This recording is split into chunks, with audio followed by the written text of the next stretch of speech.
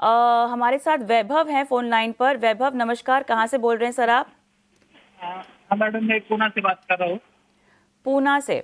बताइएगा किस स्टॉक में आपने खरीदारी कर रखी है, किस भाव पर?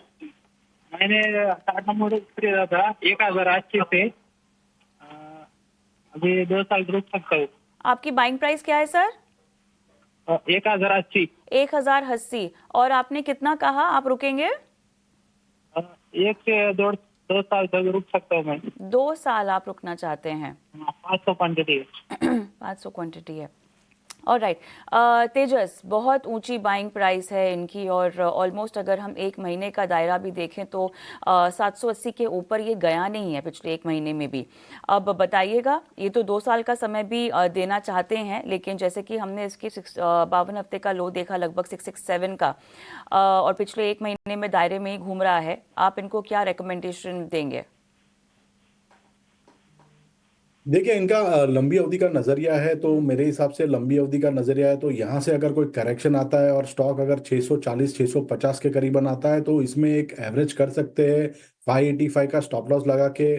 1080 का भाव तो अभी इमीडिएट बेसिस पे नहीं आएगा, बट मेरे हिसाब से जब तक ये 640 6450 के ऊपर ट्रेड कर रहा है, एक बाउंस बैक रैली आ सकती है जो स्टॉक को करीबन 800 850 तक लेके जा सकता है।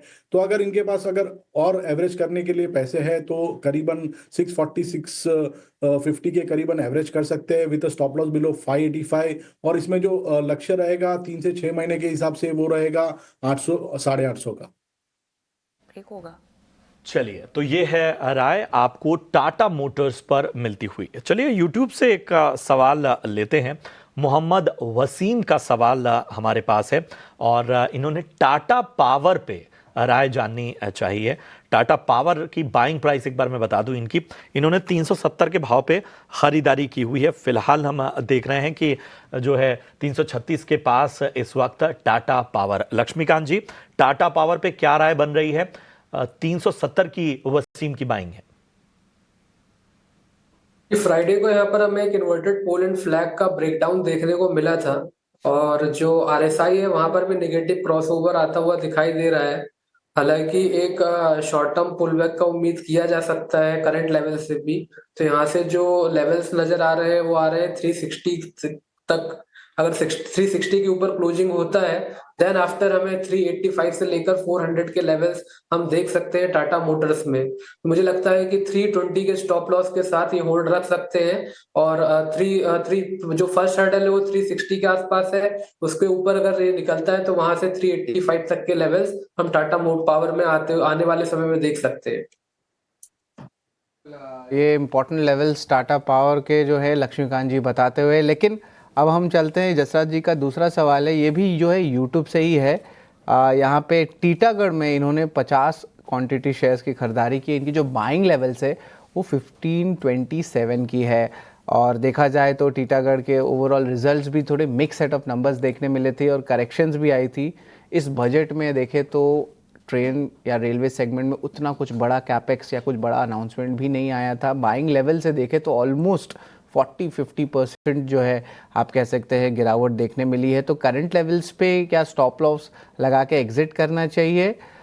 इसका क्या होगा निर्णय? तेजस जी ज़रा बताएं, टीटागढ़ की क्या इंपॉर्टेंट लेवल्स होनी चाहिए?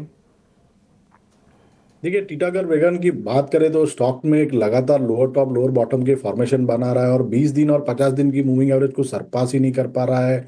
स्टॉक डेली चार्ट पे काफी ओवरसोल्ड है और वीकली चार्ट पे भी काफी ओवरसोल्ड है। अगर इनका लंबी अवधि का नजरिया है तो इनको एक पोजिशनल स्टॉप लॉस रखना पड़ेगा 695 का।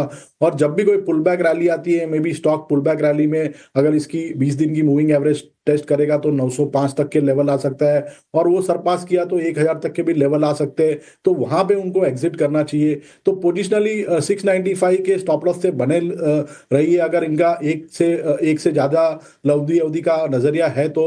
और एग्जिट जो लेवल मैंने बताए है वो है 905 और दूसरा जो लेवल है वो करीबन 1000 के करीबन है।